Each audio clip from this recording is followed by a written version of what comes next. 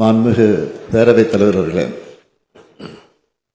நம்மையெல்லாம் ஆளாக்கிய பேரறிஞர் அண்ணா அவர்கள் தன்னுடைய இறுதி உயிர் போல எழுதியதுதான் மாநில சுயாட்சி கொள்கை. அவருடைய மறைவுக்கு பிறகு தமிழின தலைவர் கலைஞர் அவர்கள் மாநிலத்தில் சுயாட்சி, மத்தியில் கூட்டாட்சி என்பதை ஐம்பெரும் முழக்கங்களில் ஒன்றாக வடித்து தந்தார்.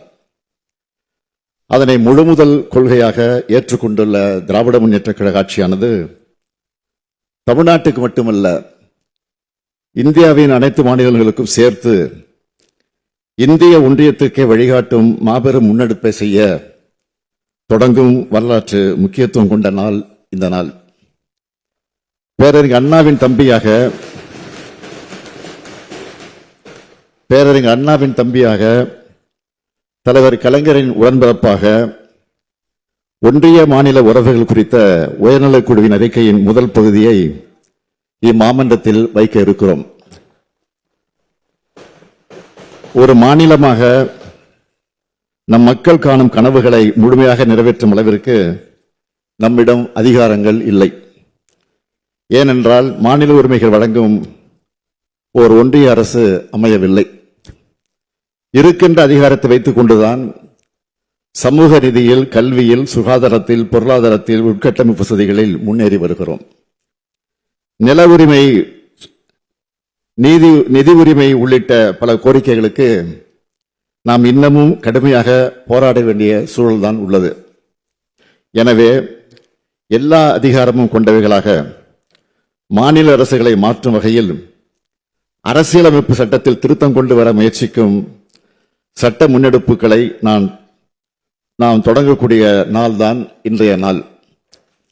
மாண்புமிகு பேரவைத் தலைவர்களே, அனைத்து அதிகாரங்களையும் தன் வசம் வைத்துள்ள ஒன்றிய அரசு அவற்றை எதேச்சதிகார மனப்பான்மையோடு பயன்படுத்துவதோடு மாநில அரசுகளையும் மதிப்பதில்லை.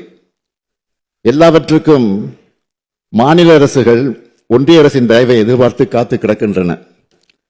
இன்னும் எத்தனை காலத்துக்குத்தான் அவர்கள் கொடுக்கும் இடத்தில் நாம் வாங்கும் இடத்தில் இருப்பது? இந்த நிலை மாற வேண்டும். இந்த பிரச்சனைகளுக்கு தீர்வு காண வேண்டும் என்ற நம்முடைய நோக்கத்துக்கான விடைதான் ஒன்றிய மாநில உறவுகள் குறித்த உயர்நிலை குழுவின் அறிக்கை.